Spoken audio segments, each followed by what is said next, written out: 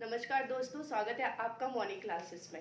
जैसा कि मैंने आप लोगों से कहा था कि 7 जनवरी से आप लोगों का बैच प्रारंभ हो जाएगा, क्योंकि कोई भी चीज़ पढ़ने से पहले हमें उसके सिलेबस के बारे में ज्ञान होना पूरा जरूरी है, वरना हम पढ़ेंगे क्या हमें यही नहीं पता होता। क्लासेस में आप लोगों का बहुत बहुत स्वागत है और इसी के साथ मैं आप लोगों को हिंदी का जो पाठ्यक्रम लगा हुआ है हमारे यूजीसी नेट में वो मैं आपको बताऊंगी। तो यहाँ पर हमारे इकाई फर्स्ट से लेकर इकाई 10 तक आप लोगों को पता है, जैसे कि इकाई फर्स्ट हमारी क्या है, हिंदी भाषा और उसका विकास। तो मैं यहाँ पे अपने पूरा पाठ्यक्रम एकदम एक एक लाइन वाइज नहीं बताऊंगी। सबसे पहले मैं आप लोगों को बताऊंगी कि जिस हिस्से से ज्यादा प्रश्न पूछे जाते हैं मैं उसी हिस्से को ज्यादा जोर दूंगी। जिस हिस्से से आप पुराने मैंने बताया था, जैसे हमारी प्रीवियस जो वीडियो डली थी, पुरानी वीडियो में मैंने आपको बताया था कि जो प्रीवियस ईयर क्वेश्चंस होते हैं, प्रीवियस पेपर होते हैं, उनको आप देखोगे उनमें आपको पता चल जाएगा कि किस हिस्से से ज्यादा क्वेश्चंस पूछे जाते हैं।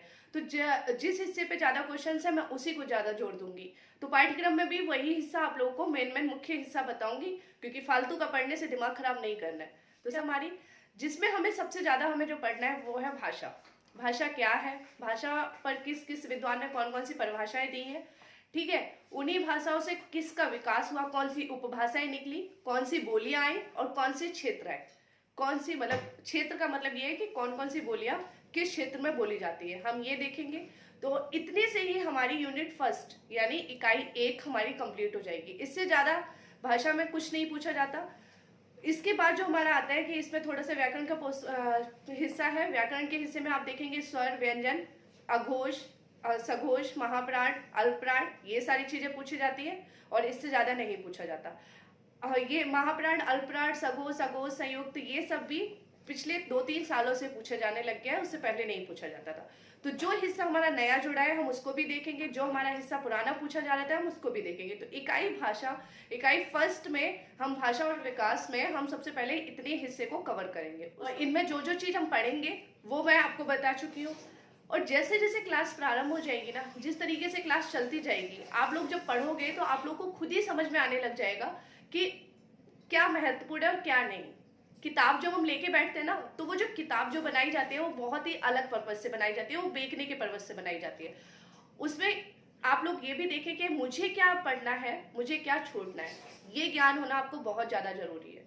तो जब कोई भी किताब या कोई भी चीज पढ़ते हैं तो मैं अपनी क्लास में वही चीज लेके आऊंगी जो हमें पढ़ना है। छोड़ने वाला आप लोगों के लिए कोई हिस्सा नहीं लेके आऊंगी, क्योंकि छोड़ने वाला हिस्सा को मैं ऑलरेडी छोड़ चुकी होंगी। इसलिए मैं अपनी जो क्लासेस दूंगी उसमें आपको एक एक चीज, एक एक बात, एक एक हिस्सा बहुत ही जो महत्वपूर्ण होगा और उसके साथ आने वाले सभी प्रश्न को आपके साथ साझा करूंगी, अपनी क्लास में आप लोगों को बताऊंगी।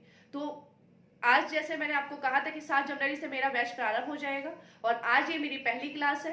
तो इसमें मैंने आप लोगों को बताया कि सिलेबस क्या है, हमारा पाठ्यक्रम क्या है। ये बात आप लोगों को समझ में आ गया होगा। बहुत छोटा सा सिलेबस है, एक बार में मैंने बता दिया।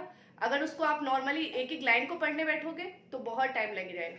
तो उस सिलेबस को इस तरीके से समझो कि जिस तरीके से मॉर्निंग क्लासेस में बताया गया था कि सिलेबस बहुत छोटा है और किस एक बार में मैंने किस तरीके से उस सिलेबस को खत्म कर दिया, उसी तरीके से हमें सारे सिलेबस को पढ़कर भी खत्म करना है, ठीक है। तो हम आज से जैसे मैंने ये शुरू कर दिया है और अब आने वाली अगली क्लास में मैं सबसे पहले इकाई एक को प्रारंभ करूंगी, हिंदी भाषा और विकास, ठीक है। तो हम उसमें देखेंगे कि हमें क्या पढ़ना है और क्या नहीं, ठीक है। अभी मैंने बताया कि भाषा और बोली, किसका विकास कहाँ से हुआ, क्या हुआ। सबसे ज्यादा प्रश्न यही पूछे जाते हैं, या किसी उपभाषा से निकलने वाली बोलियों का पूछ लेते हैं, या किसी भाषा की कोटेशंस दे दी और ये पूछ लेते हैं किस विद्वान का है। तो वो चीजें मैं अपनी अगली क्लास में आपको इकाई फर्स्ट जैसे ही प्रारंभ करूंगी वहां से मैं आपको समझाऊंगी। तो इससे उम्मीद है कि इस क्लास में आप लोगों को सिलेबस समझ में आ गया होगा और पता चल गया होगा कि आज से आप लोग मॉर्निंग क्लासेस के साथ जुड़ चुके हैं और उसके साथ जुड़ने के साथ साथ आप लोगों को आगे क्या पढ़ना है और क्या नहीं। ये बात मैं आशा करती हूँ, आप लोगों से उम्मीद करती हूँ कि आप लोगों को अच्छे से स्पष्ट रूप में समझ में आ गई होगी।